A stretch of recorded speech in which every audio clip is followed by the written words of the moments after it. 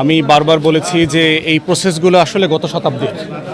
এই অনলাইনের জমানাতে এসে গত 200 বছর আগের মতো উঠান বৈঠক করে প্রার্থীদের এই কাগজ দেখা সেটা দেখা যাচাই বাছাই করা, এটা আসলে খুব বান্দাদের আমলের এবং এগুলো পরিবর্তন হওয়া দরকার আর কি। অপ্রয়োজনীয় একটা কাজ, যেটার জন্য আসলে আমাদের সময় নষ্ট করতে হয়েছে প্রচুর।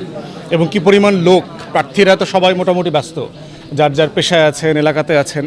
তো আমরা নির্বাচন কমিশনকে এর আগে অনুরোধ করেছি, ডিসি মহোদয়কেও বলেছি যে এই বান্দাদের আমলের পদ্ধতিগুলো পরিবর্তন করা দরকার। এই কাজগুলো পুরোটা অনলাইনে করে ফেলা যেত।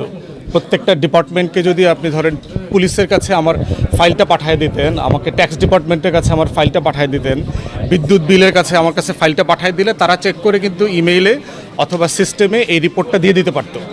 অতএব সেই জায়গাতে আমরা বোধ করছি যে এই কাজগুলো পরিবর্তন হওয়া দরকার, পদ্ধতিগতভাবে পরিবর্তন হওয়া দরকার।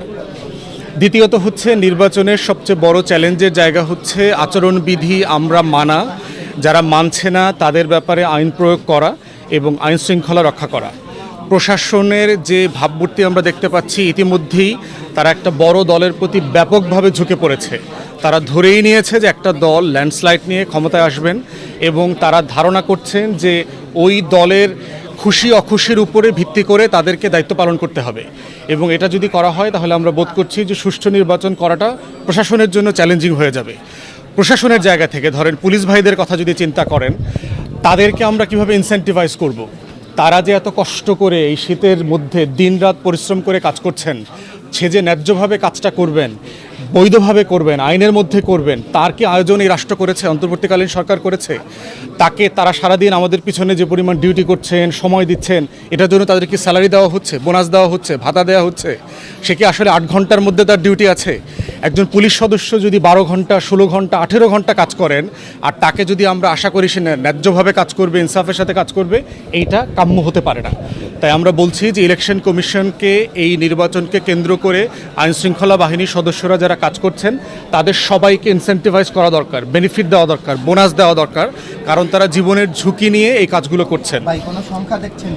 আর এর বাইরের কথা হচ্ছে সেটা হচ্ছে যে এই আইনশৃঙ্খলা বাহিনী এবং প্রশাসন ন্যায্যভাবে কাজ করলে আগামী নির্বাচিত সরকারের সময় কোনো প্রতিহিংসার শিকার হবেন না, সেটা ওনারা বুঝতে চায়। আমি সব জায়গায় প্রশাসনে দেখতে পাচ্ছি যে সকল পর্যায়ে তারা জানতে চায় আমরা যদি ঠিকঠাক মতো একটা নির্বাচন উঠাই, এই কারণে আমরা নির্বাচিত সরকারের আমলে কোনো ঝুঁকির মধ্যে পড়ব কিনা, আমরা ডাম্প হব কিনা, আমাদের পদবি, পদোন্নতি, প্রমোশন, ট্রান্সফার এগুলো ক্ষতিগ্রস্ত হবে কিনা, এগুলোকে অ্যাড্রেস করা দরকার। বড় চ্যালেঞ্জ আমাদের কাছে যেটা মনে হয়েছে আইনশৃঙ্খলা।